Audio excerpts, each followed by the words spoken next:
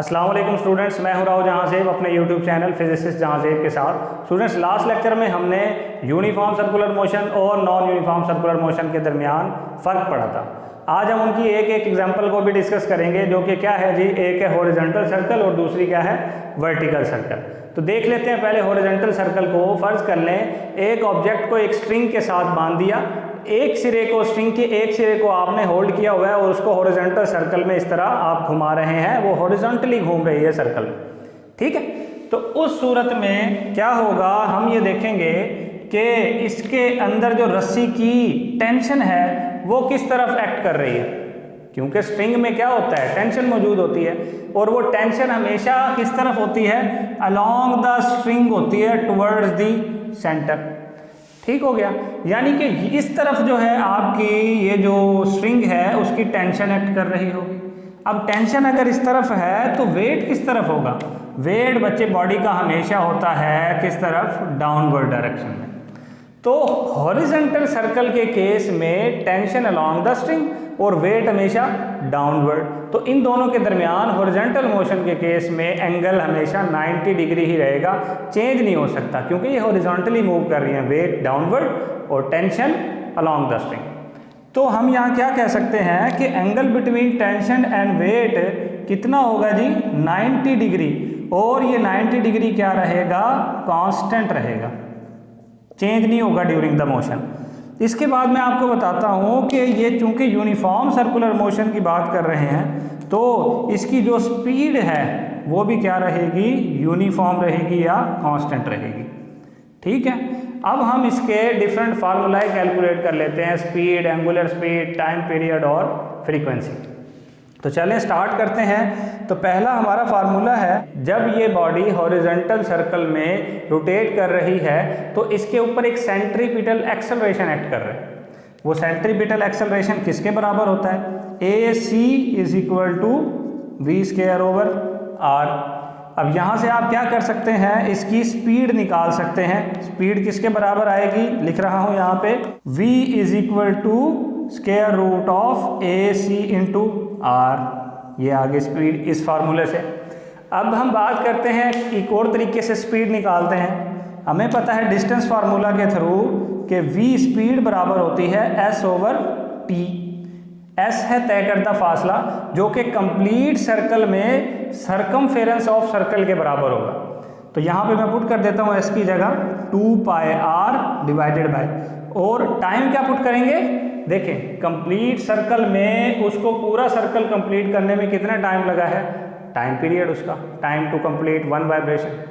तो यहाँ पे हम टाइम पीरियड पुट कर देंगे, ठीक है। अब ये है 1 ओवर T, इस 1 ओवर T की जगह हम क्या लिख देंगे, F, 2 pi R into F। तो यहाँ से स्पीड का एक और फार्मूला आ गया, V is equal to 2 pi R into F। अब बात कर लेते हैं एक और फार्मूले की। इससे पहले मैं आपको एक बात बताता हूँ कि देखिए, चूंकि ये सर्कल में मूव कर रही है ना, और वो कौन सी फोर्स है जो बॉडी को सर्कल में घुमाने पे मजबूर करती है, सेंट्रीपिटल फोर्स, यानी इस पे भी सेंट्रीपिटल फोर्स लग रही है। लेकिन वो सेंट्रीपिटल फोर्स यहाँ कहाँ से आ रही है बच्चे, याद रखना है, यहाँ पे सर्कुलर मोशन की फॉर्म में जो सेंट्रीपिटल फोर्स है वो टेंशन प्रोवाइड कर रही होती है। टेंशन के थ्रू हमें सेंट्रीपिटल फोर्स मिल रही होती है, जितनी टेंशन है उतनी ज़्यादा सेंट्रीपिटल फोर्स है। तो यानी टेंशन जो है हमें सेंट्रीपिटल फोर्स प्रोवाइड कर रही है। सेंट्रीपिटल फोर्स का क्या फार्मूला है, mv स्क्वायर ओवर r। तो ये आगे हमारी टेंशन या सेंट्रीपिटल फोर्स। यहाँ से आप देखें इस फार्मूले में हम क्या करेंगे, यहाँ से स्पीड निकालनी है तो क्या होगा, इसको मजीद आगे लेके जा रहा हूँ, v स्क्वायर किसके बराबर आ जाएगा, r को इधर ले आए t के पास, rt, और m नीचे चला जाएगा m। तो यहाँ से अगर सिर्फ स्पीड निकालनी हो तो किसके बराबर आएगी जी, v is equal to RT over m। एक और स्पीड आपके सामने आ गई। अब अगर एंगुलर स्पीड आप निकालना चाहते हैं तो वो कैसे निकालेंगे, वो देखें, यहाँ पे mv स्क्वायर ओवर r लिखा हुआ था ना, इसमें v की जगह r ओमेगा पुट कर दें, t is equal to FC is equal to m, v की जगह r omega square over r, R square omega square हो जाएगा, एक आर से कैंसिल हो जाएगा, तो बचेगा क्या, एम आर ओमेगा स्क्वायर। तो ये आ जाएगी टेंशन। अब यहाँ से अगर आप ओमेगा की वैल्यू निकालना चाहते हैं तो कैसे निकालेंगे, देखें एम आर को टी के नीचे ले जाएं और ओमेगा यहीं रहने दें। Omega is equal to T over M R और इसका स्क्वायर रूट, क्योंकि ओमेगा का स्क्वायर था ना, तो आप जब एम आर को इसके टी के नीचे लेके जाएंगे, ओमेगा का स्क्वायर रूट लगा के स्क्वायर ख़त्म करेंगे तो ये जवाब आ जाएगा। अब नेक्स्ट हम बात करते हैं, अगर हम फ्रीक्वेंसी निकालना चाहें तो क्या होगा। हमें पता चल गया है कि टेंशन बराबर होती है एम आर ओमेगा स्क्वायर। यहाँ से अभी हमने निकाला है M R omega square. Omega की जगह 2 पाई एफ पुट कर दें तो 2 पाई एफ, ठीक है, इसका क्या हो जाएगा स्क्वायर, और एम आर वैसा का वैसा। अब इसका खोलें ज़रा, ओपन करें, 4 pi square M R F square. यहाँ से एफ निकालना चाहते हैं तो कैसे निकालेंगे ज़रा देखें। तो फ्रीक्वेंसी यहाँ से बराबर आ जाएगी, frequency is equal to 1/4 pi square, इसके नीचे लेके आ रहा हूँ, टी यहीं रहेगा और बाकी का एम आर, ये आ गया। और यहाँ से अब आप क्या करेंगे, इसका स्क्वायर ख़त्म करेंगे तो क्या आ जाएगा, एफ सी या F is equal to 1/2 pi T over M R. ये तो आ गई फ्रीक्वेंसी। अब रेसिप्रोकल ऑफ फ्रीक्वेंसी लें तो क्या आ जाएगा, टाइम पीरियड। तो टाइम पीरियड निकालें, वो आ जाएगा t is equal to 2 pi square root of M R over T. चलें, तो ये आपके पास क्या आ गया, टाइम पीरियड। ये जो t आप देख रहे हैं ये टेंशन वाला t है और ये टाइम पीरियड वाला t है, ये आपने अच्छे से इसको याद रखना है। तो चलें अब हम नेक्स्ट बात करते हैं, वर्टिकल सर्कल को डिस्कस करते हैं।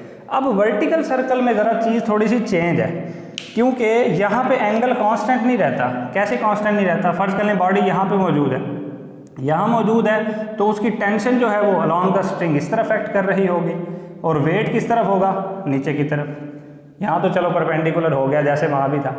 अगर बॉडी यहाँ हुई तो क्या होगा, टेंशन तो नीचे की तरफ होगी ही अलॉन्ग द स्ट्रिंग, साथ साथ इसका जो वेट है वो भी नीचे की तरफ होगा, क्योंकि वेट ने तो नीचे की तरफ ही होना है, ठीक है। तो यहाँ हम कह सकते हैं कि यहाँ पे टेंशन और वेट के दरमियान जो एंगल है वो कांस्टेंट नहीं रहता, चेंज होता रहता है। यहाँ हम बताएंगे कि angle between tension and weight theta not remain constant, यानी कि चेंज होता रहेगा। अब चूंकि ये नॉन यूनिफॉर्म है तो हम यहाँ पे ये भी कह सकते हैं कि इसकी स्पीड भी यूनिफॉर्म नहीं रहती, कांस्टेंट नहीं रहती। अब स्पीड अगर कांस्टेंट नहीं रहती, यहाँ पे तो कांस्टेंट स्पीड के हमने फार्मूले कैलकुलेट कर लिए थे। अब यहाँ पे क्या फार्मूला होगा अगर स्पीड कांस्टेंट नहीं रहती, तो देखें क्या फार्मूला होगा। फार्मूला आपके पास होगा v is equal to square root of 3gr minus 2gr cos of theta. ये फार्मूला आपने याद कर लेना है, क्योंकि इसी फार्मूले से वर्टिकल सर्कल में मौजूद बॉडी की स्पीड आप निकालेंगे, सिर्फ इसी फार्मूले से, ठीक है। तो ये फार्मूला हो गया। यहाँ से अगर हम निकालना चाहें टाइम पीरियड, टाइम पीरियड जो है इस वर्टिकल सर्कल में मूव करने वाले बॉडी का होगा t is equal to 2 pi r over g। ये तो हो गया टाइम पीरियड। अगर फ्रीक्वेंसी निकालनी हो 1/2 pi square root of g over r, ये आपके पास क्या आ गई, फ्रीक्वेंसी। तो अब वर्टिकल सर्कल में मूव करने वाले एक बॉडी की डिफरेंट पोजीशन आपको नज़र आ रही है। इन डिफरेंट पोजीशंस पे हम देखेंगे कि किस पोजीशन पे स्पीड क्या होती है और टेंशन क्या होती है। इस डायग्राम को आपने बहुत अच्छे से समझना है। सबसे पहले हम बात करते हैं टॉप पे, कि टॉप पे क्या होती है स्पीड एट टॉप, ठीक है जी। टॉप पे पहले देखते हैं कि टेंशन और वेट के दरमियान एंगल क्या बन रहा है। तो ज़रा गौर करें, ये देखें, यहाँ पे आप देख पा रहे होंगे कि टेंशन जो है वो तो अलॉन्ग द स्ट्रिंग जो है वो डाउनवर्ड एक्ट कर रही है, जबकि वेट भी डाउनवर्ड, क्योंकि वेट ने तो होना ही डाउनवर्ड है, तो वेट भी डाउनवर्ड एक्ट कर रहा है, ठीक है। अगर ये दोनों टेंशन और वेट डाउनवर्ड एक्ट कर रहे हैं तो इन दोनों के दरमियान एंगल कितना हुआ, एंगल हुआ 0 डिग्री, ठीक है। अब स्पीड निकालते हैं। स्पीड का फार्मूला हमें पता है, v is equal to 3gr minus 2GR, और एंगल कितना पुट करें देखें, 3GR minus 2GR cos theta था ना, एंगल कितना आ रहा है 0 डिग्री, कॉस 0 डिग्री, कॉस 0 1 हो जाएगा, कॉस 0 1 हुआ तो ये 3GR माइनस 2GR बच जाएगा। देखें तो 3GR माइनस 2GR किसके बराबर होगा, देखें सिर्फ GR के, 3GR में से 2GR गया तो GR बच गया ना। तो ये आपके पास आ जाएगी स्पीड एट टॉप। और मैं आपको बता देता हूँ कि टॉप पे स्पीड जो है ना वो मिनिमम होती है, ये आपने याद रखना।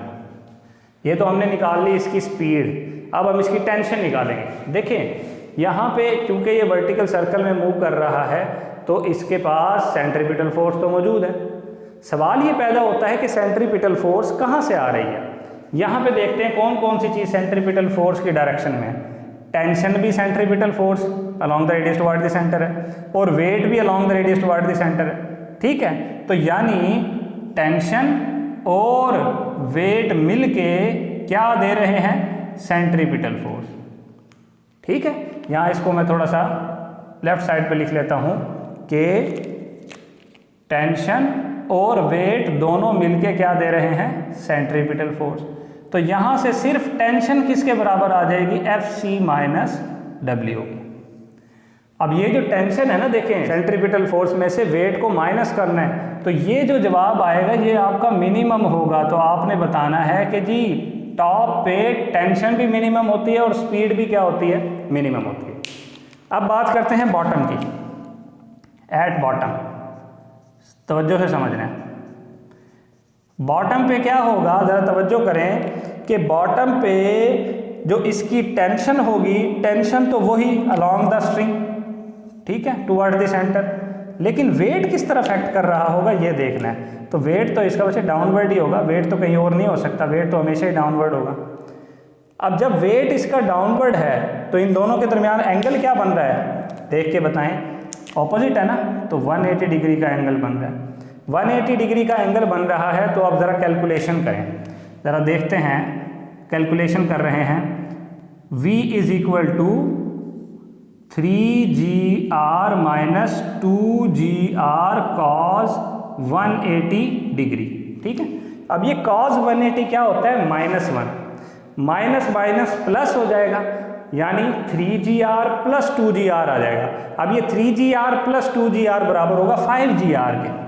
V is equal to square root of 5GR, और ये क्या है, मैक्सिमम स्पीड है। तो आप बताएंगे कि बॉटम पे जो स्पीड होती है वो क्या होती है, मैक्सिमम होती है बॉडी। ये बहुत इंपॉर्टेंट MCQ बता रहा हूँ आपको, जो आपको मिलते भी नहीं है। तो अब यहाँ पे ये तो आपने देख लिया, अब यहाँ पे हम निकाल लेते हैं बॉटम पे इसकी टेंशन। टेंशन क्या होगी, टेंशन देखें दोनों ऑपोजिट है ना, अभी सिर्फ टेंशन और वेट ये दोनों मिलके तो नहीं सेंट्रीपिटल फोर्स प्रोवाइड कर रहे, टेंशन ऊपर की तरफ है, वेट नीचे की तरफ है। अब हम मिड वे की बात कर लेते हैं कि मिड में क्या होगा। तो मिड का मैं आपको कैलकुलेट करके बता रहा हूँ, ज़रा देखना है आपने। एट मिड, अब ये जो मिड है ना, मिड चाहे ये वाला हो ये वाला हो, दोनों पे सेम पोजीशन होगी। तो मिड पे सबसे पहले हम ये देख लेते हैं मिड पे कि इसका टेंशन और वेट का एंगल क्या है। टेंशन तो वही है अलॉन्ग द स्ट्रिंग, देख लें। वेट किस तरफ होगा, वेट हमेशा डाउनवर्ड होता है, ये वेट आ गया। अब क्या हो रहा है, टेंशन और वेट के दरमियान 90 डिग्री का एंगल बन रहा है, अगर आप गौर करें तो। ठीक है, अब वेट का कोई लेना देना नहीं है यहाँ पे, यानी वेट यहाँ पे सेंट्रीपिटल फोर्स प्रोवाइड नहीं कर रहा। तो इस सूरत में कौन सी चीज़ सेंट्रीपिटल फोर्स प्रोवाइड कर रही है यहाँ पे सिर्फ और सिर्फ टेंशन जो है वो सेंट्रीपिटल फोर्स प्रोवाइड कर रही है। इस पॉइंट की टेंशन मैंने आपको निकाल के दिखा दी। और इस पॉइंट पे अगर आपने निकालनी हो स्पीड, तो स्पीड कैसे निकालेंगे जी, फार्मूला लगाएं वही, V is equal to 3GR minus 2GR, और T और W के दरमियान एंगल क्या बन रहा है, 90 डिग्री। ठीक है, 2GR cos of 90 degree, cos 90 क्या होता है, 0। तो क्या होगा, ये वाली टर्म 0 हो जाएगी, और यहाँ पे V यानी स्पीड कितनी बचेगी, सिर्फ स्क्वायर रूट ऑफ 3GR के बराबर होगी। ये आपने अच्छे से याद रखना है। ठीक हो गया। अब हम आगे चलते हैं ये जो मिडवे, टॉप और बॉटम के अलावा जो पॉइंट्स हैं, ये पॉइंट्स, इन पॉइंट्स पे क्या हालात होंगे वो देखते हैं। तो पहले इस पॉइंट की बात करते हैं। इस पॉइंट पे आप देखें कि इसकी जो टेंशन है वो तो अलोंग द स्ट्रिंग होगी, ये है जी टेंशन अलोंग द स्ट्रिंग। अब वेट की बात करते हैं। वेट जो है वो तो डाउनवर्ड होता है ना, तो ये देखें वेट हम डाउनवर्ड बना रहे हैं, ये है इसका वेट जो कि डाउनवर्ड एक्ट कर रहा है। लेकिन अब यहाँ पे आप देखें टेंशन की डायरेक्शन में कोई भी वेट का कंपोनेंट नहीं नजर आ रहा अभी आपको, लेकिन जब आप कंपोनेंट ड्रा करेंगे तो आपको नजर में आएगा। अब आप देखें कि टेंशन की डायरेक्शन में वेट का कौन सा कंपोनेंट है। देखें अब कंपोनेंट ड्रा करें इसके। वेट का एक कंपोनेंट ये होगा, इसको कहेंगे जी ये है W cos थीटा, और दूसरा कंपोनेंट ये होगा, ये कौन सा है जी W sin थीटा। अब वेट का कौन सा कंपोनेंट है जो अलोंग द टेंशन है और सेंट्रीपिटल फोर्स प्रोवाइड कर रहा है, उसमें मदद कर रहा है देने में, W cos थीटा। तो यहाँ पे जो टेंशन होगी वो क्या होगी, इस पॉइंट की बता रहा हूँ, इस पॉइंट पे होगी tension plus W cos of theta, जो कि दोनों मिलके प्रोवाइड कर रहे हैं FC, और टेंशन यहाँ से बराबर आ जाएगी FC minus W cos of theta. ये आपके सामने आ गई इस पॉइंट पे मौजूद टेंशन, ठीक है। इसी तरीके से अगर आप इस पॉइंट पे निकालना चाहते हैं तो वो क्या होगा, ज़रा देखना है आपने, तवज्जो करनी है। देखें जी इस पॉइंट पे कुछ इस तरीके से होगा कि टेंशन आपकी अमल कर रही है इस डायरेक्शन में, ठीक हो गया, और वेट कहाँ है, डाउनवर्ड, वेट डाउनवर्ड है। अगर वेट डाउनवर्ड है तो वेट का कौन सा कंपोनेंट है जो अलोंग दी टेंशन एक्ट कर रहा होगा, वो ये कंपोनेंट होगा। वेट का एक कंपोनेंट ड्रा किया जो कि ये है, ये वेट का component W cos of theta, और ये दूसरा कंपोनेंट जो कि क्या है W sin ऑफ थीटा। अब अलोंग द टेंशन कौन सा एक्ट कर रहा है, अलोंग द टेंशन एक्ट कर रहा है, ज़रा गौर करें, W cos theta. W cos theta जो एक्ट कर रहा है, तो इसके लिए इक्वेशन क्या बन जाएगी टेंशन की, tension plus W cos of theta is equal to FC, यानी ये दोनों मिलके सेंट्रीपिटल फोर्स प्रोवाइड कर रहे हैं। तो यहाँ से टेंशन किसके बराबर आ जाएगी, FC minus W cos of theta. ये आपके सामने आ गया, ठीक है, इसको आपने अच्छे से समझना है। अब हम इन बाकी दो पॉइंट्स की बात करते हैं जो हमारे पास बच गए हैं। तो पहले इस पॉइंट को डिस्कस कर लेते हैं। इस पॉइंट पे देखें टेंशन किस तरफ होगी, वही जी अलोंग द स्ट्रिंग टेंशन होगी, और वेट किस तरफ होगा, वेट आपको नजर आ रहा है किस तरफ जी, डाउनवर्ड डायरेक्शन में क्या होगा, वेट। अब आप क्या करेंगे, वेट के कंपोनेंट्स बना लेंगे। वेट का कंपोनेंट बनाएं। पहला कंपोनेंट इसका कौन सा है जी, ये जो आपको नजर आ रहा है, इसको कहेंगे हम, ये है W cos ऑफ थीटा, और जो दूसरा कंपोनेंट है वो कौन सा है, वो ये है, जिसको हम क्या कहेंगे, W sin ऑफ थीटा। तो आप यहाँ पे देख पा रहे हैं कि W cos थीटा और T आपस में क्या है, ऑपोजिट हैं, 180 डिग्री का एंगल बना रहे हैं। तो यहाँ से टेंशन किसके बराबर आ जाएगी, अब ऑपोजिट है ना टेंशन और W cos थीटा, तो tension minus W cos of theta बराबर होगा FC के, और यहाँ से सिर्फ टेंशन निकालनी हो तो tension is equal to W cos of theta plus FC। ये आपकी टेंशन आ गई इस पॉइंट की। इसी तरीके से इस पॉइंट की बात करें तो ज़रा देखें गौर से, FC जो है वो अलोंग द स्ट्रिंग होगी, और FC के बाद जो इसका वेट होगा वो डाउनवर्ड होगा, वेट हमेशा डाउनवर्ड होता है, ठीक है। यहाँ से आप क्या निकालेंगे, इसका टेंशन निकालेंगे इसकी, और पहले ड्रा करें वेट का कंपोनेंट। वेट का एक कंपोनेंट ये है जो कि क्या है जी, W cos ऑफ थीटा। दूसरा कंपोनेंट क्या है जी, इस डायरेक्शन में है, जो कि क्या है, W sin ऑफ थीटा। अब देखें W cos ऑफ थीटा इसके ऑपोजिट है, तो यहाँ से क्या आ जाएगा, T minus W cos of theta is equal to FC, जबकि टेंशन यहाँ से बराबर आ जाएगी FC plus W cos of theta. तो ये आपके पास आ जाएगी टेंशन। इसको आपने अच्छे से समझ लेना है और याद कर लेना है, बना के भी बार बार देखना है। तो ये था हमारा आज का लेक्चर। अगर इसके हवाले से कोई सवाल हो तो आपने हमसे पूछ लेने हैं, और नेक्स्ट वीडियो तक के लिए अल्लाह हाफ़िज़।